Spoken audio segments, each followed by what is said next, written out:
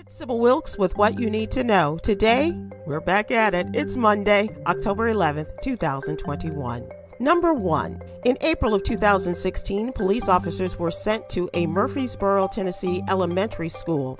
They arrested and charged black children accused of committing a crime which did not exist: watching a fight. The investigative journalism organization ProPublica reports that at the heart of this case and others is power-ravenous Judge Donna Scott Davenport. And even as a lawsuit was settled on behalf of 11 black children, this judge, elected in the year 2000, put into place a filter system which allowed jailers to subjectively determine which children to hold in detention, and she remains on the bench. Number 2. This year, the state of Texas will gain 2 U.S. House of Representatives seats. The Texas State Senate passed a new U.S. congressional map that introduces no new majority black or Latino districts, even though U.S. Census data indicates black people account for 95% of the state's population growth. Check out ways we can fight back in today's newsletter article brought to you by the Black Women's PAC. Number 3. A new study by the University of Michigan reveals that black COVID-19 patients are less likely to receive medical follow-ups after being hospitalized and more likely to experience longer waits until they can return to work.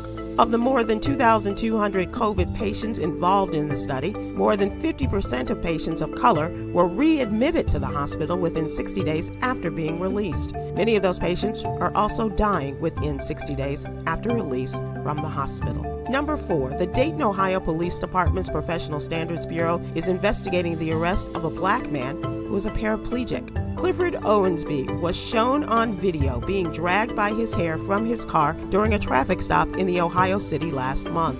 The Dayton NAACP president has confirmed that Mr. Owensby has filed a complaint with the civil rights group, which is working hand in hand with his legal counsel. Number 5. Hard to swallow, but food prices have steadily increased throughout the country this year. According to the USDA, home food prices are expected to increase by as much as 3.5% this year. And grocery stores could have limited quantities of a number of products heading into the holidays after some of the country's biggest food manufacturers say they're short on supply. And here's your daily Yogi's Jewel. Music is an inspiration.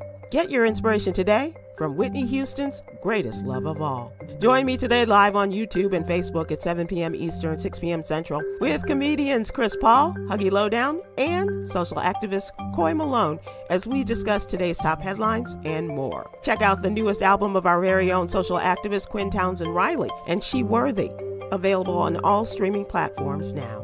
Thank you to our What You Need to Know partner, Alpha Kappa Alpha Sorority Incorporated. To subscribe to my free daily newsletter, please visit SybilWilkes.com. Be informed, be empowered.